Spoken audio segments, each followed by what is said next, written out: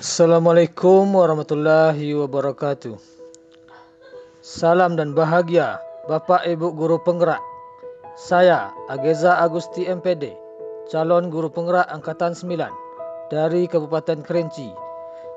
Kali ini saya akan memaparkan kesimpulan dan refleksi pemikiran Ki Hajar Dewantara, Modul 1.1 Koneksi Antar Materi. Pendidikan dan pengajaran tidaklah sama. Pengajaran adalah bagian dari pendidikan. Pengajaran adalah proses pendidikan dalam memberi ilmu untuk kecakapan hidup anak secara lahir dan batin. Pendidikan pada hakikatnya adalah menuntun atau memberi tuntunan terhadap segala kekuatan kodrat yang dimiliki anak agar ia mencapai keselamatan dan kebahagiaan setinggi-tingginya, baik sebagai manusia maupun sebagai anggota masyarakat. Pendidikan menciptakan ruang bagi murid untuk bertumbuh secara utuh, agar mampu memuliakan dirinya dan orang lain serta menjadi mandiri.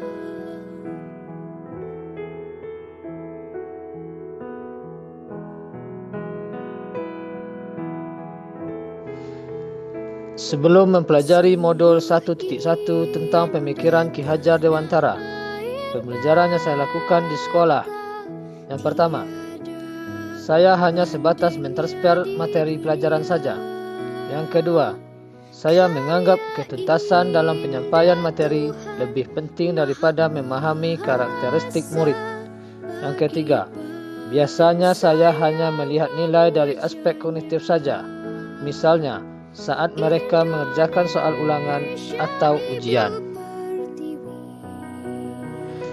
Jika nilai murid sudah mencapai KKM, dinyatakan pembelajaran sudah berhasil. Selain itu, saya pun beranggapan bahwa murid hanya sebagai objek pembelajaran, sehingga pembelajaran terpusat pada guru atau menggunakan metode teacher center.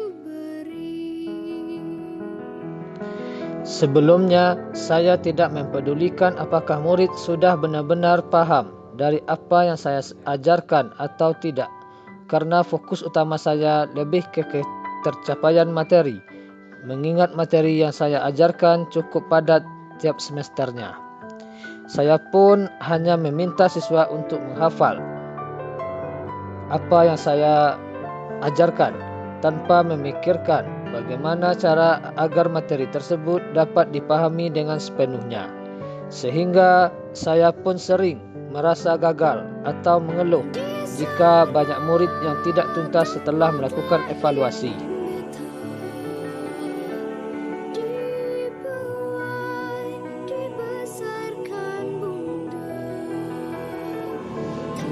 Namun, setelah saya mempelajari modul 1.1 ini tentang pemikiran Ki Hajar Dewantara, saya menyadari bahwa apa yang saya pikirkan dan saya lakukan selama ini tidak tepat. Seharusnya saya melakukan proses pembelajaran secara menyeluruh, bukan hanya aspek kognitif saja, namun juga afektif, psikomotor, spiritual, sosial, dan budaya. Murid bukan sebagai objek pembelajaran, melainkan subjek pembelajaran. Artinya, murid memiliki kebebasan berekspresi, mengemukakan pendapat, dan berkreasi sesuai dengan metode atau model pembelajaran dan media yang tepat. Guru seharusnya sebagai fasilitator dalam proses pembelajaran. Guru pun harus ikhlas, penuh kesabaran dengan segala ketulusan hati, agar terwujud pembelajaran yang menyenangkan dan berpusat kepada murid. Selain itu, saya harus mempelajari karakteristik murid karena setiap anak dilahirkan unik dengan kelebihan dan kekurangannya masing-masing. Saya harus menghargai setiap karakter murid, berikan kesempatan untuk mereka tumbuh sesuai dengan kodratnya.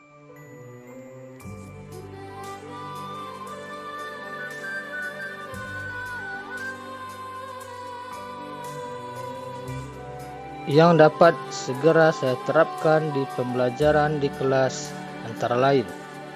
Pertama, merancang pembelajaran yang interaktif dan menyenangkan dengan melibatkan murid sesuai metode student center. Kedua, menerapkan pembelajaran abad 21, berpikir kritis, kreatif, komunikasi, dan kolaborasi. Ketiga, dengan berpegang teguh pada konsep memerdekakan anak. Keempat, pembelajaran tidak lagi menuntut tetapi menuntun, karena tugas guru memberi tuntunan atau arahan yang baik kepada murid. Yang terakhir, saya harus mengenali karakter dan latar belakang murid dengan menjalin komunikasi yang baik. Terima kasih. Itulah koneksi antar materi modul 1.1. Saya calon guru penggerak Angkatan 9 Kabupaten Kerinci. Salam guru penggerak.